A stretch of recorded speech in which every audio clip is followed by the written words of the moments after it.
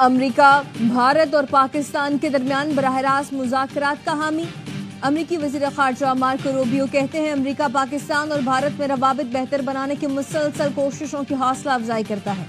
Marco Rubio کی برطانوی ہم منصب ڈیوڈ لیمی اور جرمن چانسلر فریڈرک مرز سے ٹیلی فون پر الگ الگ گفتگو، پاک بھارت کشیدگی پر تبادلہ خیال کیا۔ ڈیوڈ لیمی اور مارکو روبیو نے پاکستان اور بھارت پر زور دیا دونوں ممالک جنگ بندی برقرار رکھیں اور رابطے میں رہیں۔ گزشتہ روز امریکی صدر ٹرمپ نے مسئلہ کشمیر حل کرنے کی خواہش کا اظہار کیا تھا۔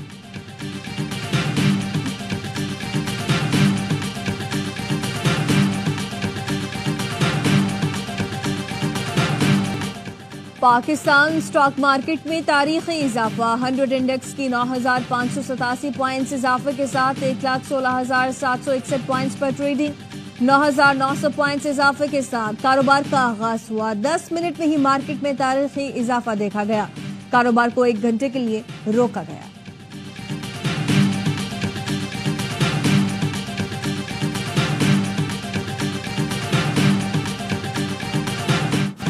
كم من فئة قليلة غلبت فئة كثيرة بإذن الله.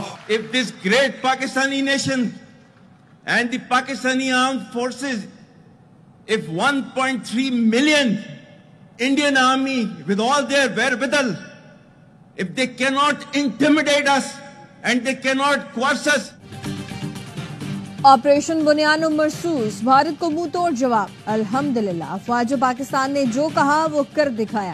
آرمی چیف نے قرآن پاک کا حوالہ دے کر کہا تھا اللہ کی مدد سے یہ کتنی بار ہوا جب چھوٹی طاقت نے بڑی طاقتوں کو شکست دی۔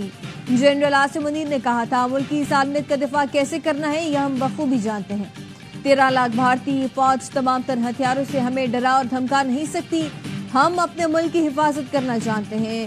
D G I S P R نے کہا تھا ہم بھارت کے مکاری اور جارحیت سے مرعوب ہونے والی قوم نہیں۔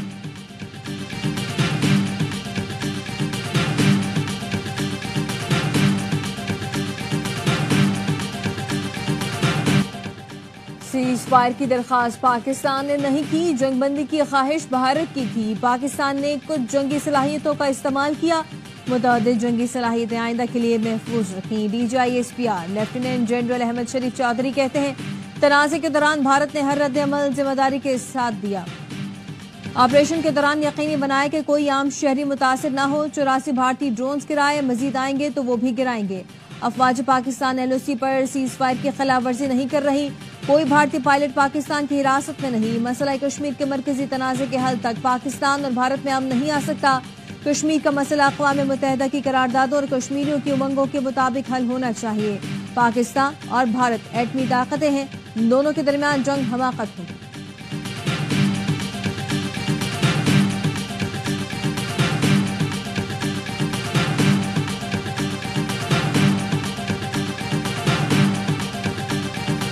مئی شام 5 بجے گورنر ہاؤس آنا ہے۔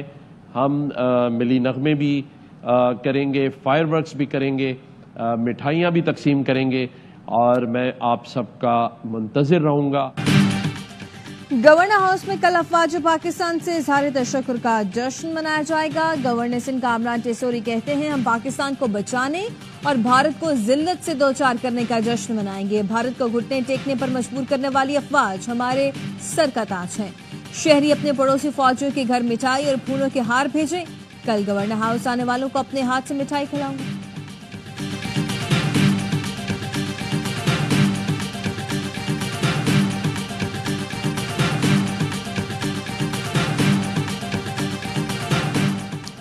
بارہ مئی کو کراچی کے عوام نے آئین کی خاطر بڑی قربانی دی۔ شہداء کا جرم یہ تھا کہ وہ تاریخ کے صحیح رخ یعنی آئین، عدلیہ اور جمہوریت کے ساتھ کھڑے تھے۔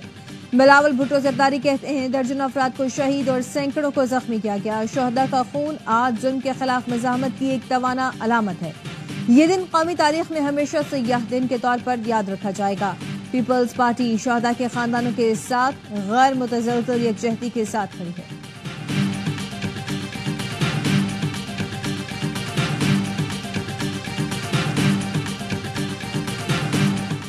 کراچی پورٹ قاسم موڑ پر 2 گروپوں میں فائرنگ سے 3 افراد ہلاک 2 زخمی۔ ٹریفک پولیس نے فائرنگ کرنے والے ملزم کو پکڑ کر پولیس کے حوالے کر دیا۔